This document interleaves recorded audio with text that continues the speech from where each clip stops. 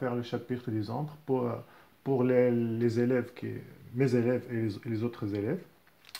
Alors, les ombres obtenues par une source lumineuse ponctuelle. Donc, on va éclairer un corps opaque par une source ponctuelle et on va essayer de dessiner le schéma de cette expérience. Donc, on a deux rayons essentiels. L'un, c'est la tangente en haut qui part vers l'écran. Et l'autre, c'est la tangente en bas qui part vers l'écran aussi. Alors, entre ces deux rayons qu'on a dessinés, cette partie-là du corps est éclairée. Donc, est éclairée par les rayons émis de cette source. Et on a aussi de la lumière émise de cette source qui va éclairer cette zone-là de l'écran. Aussi, en bas, on a ici de la lumière qui va éclairer cette partie de l'écran. Alors, l'autre partie du ballon, la face du derrière, ici. La face en arrière, il ne reçoit aucun rayon lumineux qui vient de la source ponctuelle. Donc, elle reste noire. Donc, on a ici, cette partie-là, elle est obscure, car aucun rayon ne vient éclairer cette partie-là. Aussi, cet espace-là, cette zone-là, elle est aussi obscure, car aucun rayon ne vient éclairer cette partie-là. Bien. Alors, sur l'écran, on va observer deux zones. Une zone délimitée par les deux rayons qu'on a déjà dessinés. Ce rayon-là. Voilà. Donc, cette partie-là, elle est obscure. Aucun rayon ne vient éclairer cette partie-là. Alors, cette zone-là, que je dessine en noir, elle est obscure. Il a une forme, il a un contour circulaire. C'est sous forme d'un disque noir. Donc, aucun rayon n'arrive à cette région-là. Mais les autres régions, les autres zones de l'écran sont éclairées par la lumière de la source ponctuelle. Résumons. Alors, un corps opaque éclairé par une source lumineuse ponctuelle donne formation de trois zones. Une zone, donc cette zone-là, qui est la partie obscure du corps opaque, s'appelle, donc cette zone-là s'appelle l'ombre propre. Et cette zone-là, sur l'écran, donc la zone obscure sur l'écran, qui se forme sur l'écran, s'appelle l'ombre portée. L'ombre portée. Bien. Alors que cet espace-là, qui est obscur, qui sépare le corps opaque de l'écran, cette zone-là s'appelle le cône d'ombre. Le cône d'ombre, voilà, il se forme ici. Bien. Alors, comme observation, donc on n'observe qu'une seule zone de l'écran, seulement une seule zone du corps opaque est éclairée, c'est cette zone-là. L'autre zone, elle est obscure, elle s'appelle l'ombre propre. Et on trouve aussi sur l'écran une partie qui est obscure, qui ne reçoit aucun rayon lumineux, et on l'appelle l'ombre portée. Et la zone de l'espace, la partie de l'espace non éclairé, s'appelle le cône d'ombre. Donc, comme observation, une seule zone de la sphère est éclairée et on a trois zones d'ombre. Oui, on a trois zones d'ombre. La première, la deuxième et la troisième. Donc, en conclusion, la zone sombre ça veut dire obscure, de la sphère opaque est appelée l'ombre propre, c'est-à-dire cette partie-là.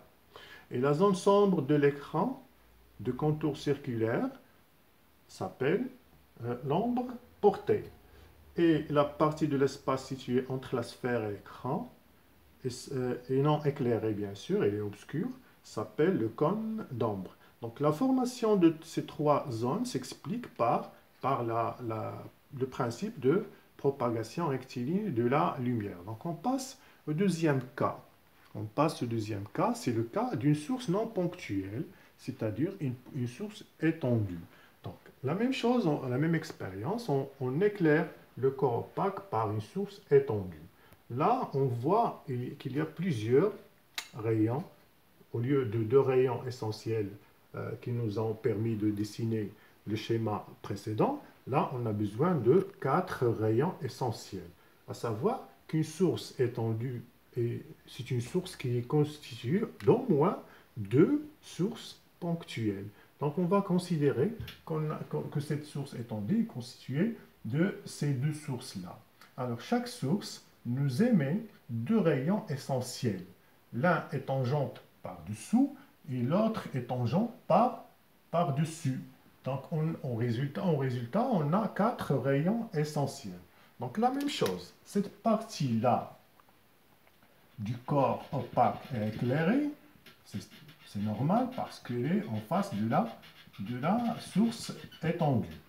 L'autre partie, elle est sombre, c'est-à-dire obscure, non éclairée. Aucun rayon ne vient éclairer cette partie-là. Donc cette partie s'appelle, c'est l'ombre portée. L'ombre propre, pardon. C'est l'ombre propre.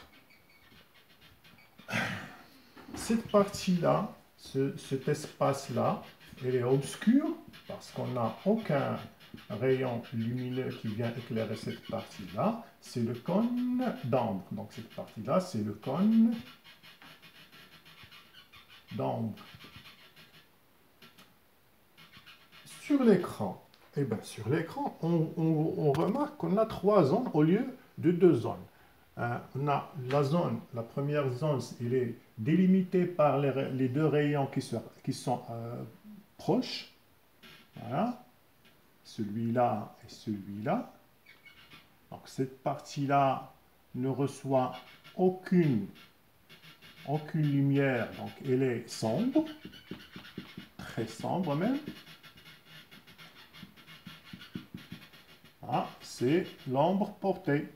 On l'a déjà nommé, c'est la zone d'ombre, c'est l'ombre portée.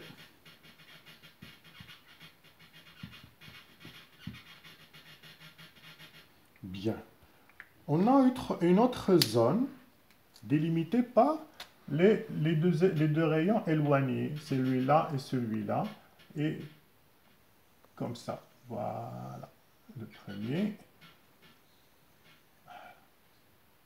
Donc, cette partie-là, elle n'est pas éclairée, n'est pas obscure, n'est pas très noire, n'est pas éclairée, bien éclairée, c'est cet espace-là. On dit que cet espace-là, cette zone-là, c'est une zone intermédiaire, elle n'est pas éclairée, elle n'est pas obscure. Donc cette zone-là, on l'appelle la pénombre, la zone de pénombre, c'est la pénombre. Voilà, c'est la pénombre. Par contre, l'autre partie de cette zone, de cet écran, est éclairée. Donc cette partie-là, elle est tout à fait éclairée. Vous remarquez que j'ai fait ici de la couleur rouge. Ça veut dire que cette partie-là, elle est éclairée. C'est la zone qui se trouve derrière. N'oubliez pas qu'on dessine dans deux dimensions. Par contre, l'expérience se fait en 3 dimensions. On fait des projections pour mettre en évidence ces 3 zones d'ombre. Maintenant, on a 4 zones d'ombre. Donc, la première, c'est l'ombre propre. La deuxième, c'est le compte d'ombre. Et le troisième, c'est l'ombre portée. Et la quatrième, c'est la pénombre. Et on a l'autre partie, est éclairée. Donc, comme observation, sur l'écran, on observe quoi? On observe trois zones. Une zone éclairée et une zone obscure. La zone éclairée, celle-là. Une zone obscure, c'est celle-là, c'est l'ombre portée. Et une zone floue, c'est-à-dire une zone intermédiaire, ni éclairée, ni obscure. Par conséquent, on a l'ombre propre et le cône d'ombre, comme l'exemple précédent. On a l'ombre propre et le cône d'ombre, défini par nom, défini ici un seul F, défini précédemment. On l'a défini déjà, comme précédemment. Hein. On a aussi une zone sombre sur l'écran. C'est la zone de l'ombre portée. Une zone éclairée sur l'écran. Et une zone intermédiaire qui s'appelle la pénombre. C'est tout pour aujourd'hui. Merci.